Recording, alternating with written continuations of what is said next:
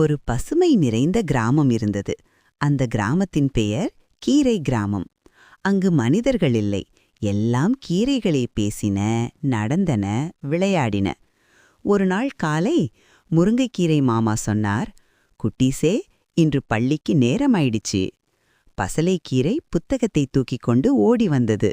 அரைக்கீரை தன் நண்பன் தண்டுக்கீரையுடன் கைப்பிடித்து வந்தது. மணத்தக்காளி கீரை சிரித்துக்கொண்டே பாடியது. பள்ளியில் ஆசிரியர் அகத்திக்கீரை அம்மா பாடம் சொல்ல ஆரம்பித்தார். நம்மள சாப்பிட்டா உடல் வலிமை, கண் பார்வை, நல்ல நினைவு கிடைக்கும். அதை கேட்டு எல்லா கீரைகளும் சந்தோஷமாக கைத்தட்டி ஆடின. அப்போ சின்ன கீரை குட்டி ஒருத்தி பலவீனமாக இருந்தது. அவளுக்கு சோம்பல், சக்தி இல்ல. அப்போ முருங்கைக்கீரை மாமா சொன்னார், கவலைப்படாதே குட்டி, நம்ம எல்லாரும் சேர்ந்தா நீ நல்ல வலிமையாகிடுவ. அந்த நாளில் கீரை சூப், கீரை சாதம், கீரை சாலட் எல்லாம் சேர்ந்த ஒரு விருந்து நடந்தது.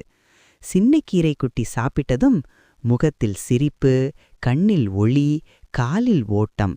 அவள் கத்தினாள், ஏ, நான் இப்போ ஸ்ட்ராங் கீரை.